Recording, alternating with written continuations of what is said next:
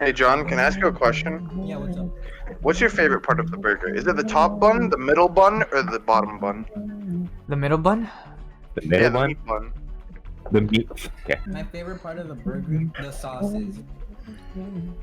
You're a disgrace. There's no hope left for him. I'm making this the intro to my video. Could you imagine being hated before you were even born? No, me neither, because that's not possible, but Seraphine definitely can. Not even Timo gets that treatment, and that's saying something since he gets beat in the same alley every Thursday. Let's talk Seraphine. New characters introduced into League of Legends are a coin toss because you could get champions like Jhin, where the design team and every aspect of the character had a massive overperformance, or champions like Zoe, where people literally had sleep paralysis in real life just because of the traumatizing experiences that they went through in a video game. Please Lord help me. But at least these champions had a purpose to begin with, and to get to my point with no confusion, let's have a quick rundown of this past year. We started off with Set for the obvious reason and purpose of having a simple to play champion in the top lane after the stressful AP Statistics final exam that was Aphelios. Lilia was a brand new AP jungler with again the same simple purpose of having an official AP jungler, since the last one we got was Elise, and that was 84 years ago. And no, Talia and Echo don't count, they were released as mid laners, dammit. And sure, you can count Ivern, but when's the last time you saw a full AP Ivern in your games that was actually trying to win the game? And on that note, what's the last time you've even seen an Ivern in the first place? If recently, I'm sorry for your loss. Yone was one of two mid champions this year, being the AD assassin, but with a clear purpose of expanding the game's lore between him and his brother, and even the demons of Runeterra. Samira was the new ADC with the purpose of adding more diversity to the role with more ability-based ADCs. As you can see, every champion comes out with a purpose. So my question to you is, why the fuck is Seraphine in the game? Some of you could say, well Dylan, right, added diversity with a new supportive utility mid laner. Yes, this is how you sound like. To which I would respond with, well, that's simply not true. If anything, this is one of Riot's biggest failures since Akali back in 2018, when she was released more broken than all of my past relationships. Ouch. Seraphine was released as a mid laner, but it was clear the champion was a support from her ability reveals and just a simple fact she got outclassed by every champion in the game, including these three edgelords and my grandmother, which already have issues of their own. You could also say, well Dylan, she expanded Skarner's lore that hasn't been touched in centuries.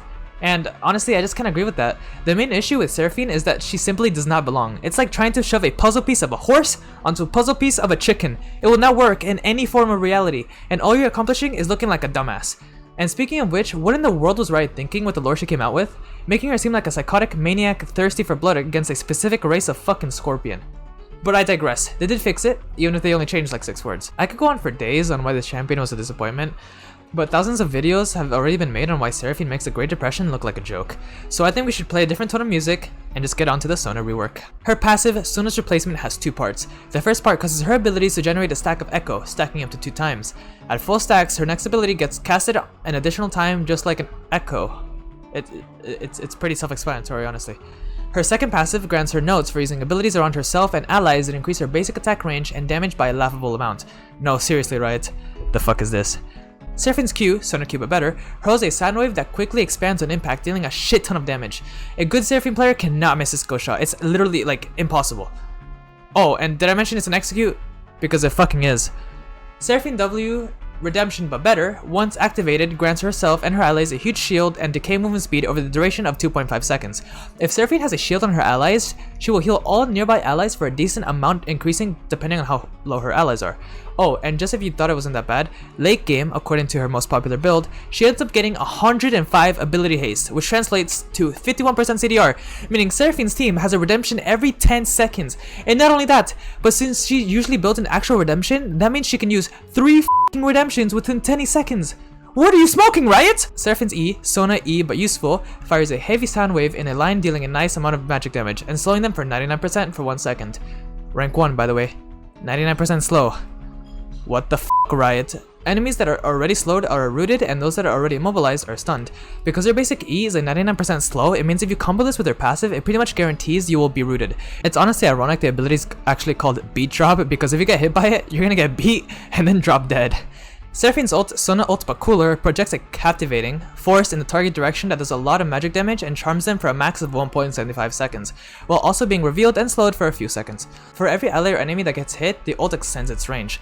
Avoid fighting in small choke points with one straight path, because if you do, you'll most likely be going deaf for the next 30 plus seconds while you wait to respawn. Whereas Sona ult makes the enemy team happy and dance until their inevitable death, Seraphine ult makes the enemy team want to kill themselves for 1.75 seconds. In conclusion, Seraphine is that one person that has everything you don't, but still has a nice realization that even the most perfect people can be dickheads. And whereas a champion may have a little teaser on a roadmap, or a cinematic video, or even a music video, Seraphine came out with all of these at once, and then some! In short, Seraphine may look like an egotistical, psychotic, murder-seeking maniac, but in reality, she is just an egotistical, psychotic, murder-seeking maniac. That's all for today. I'll see you all next week.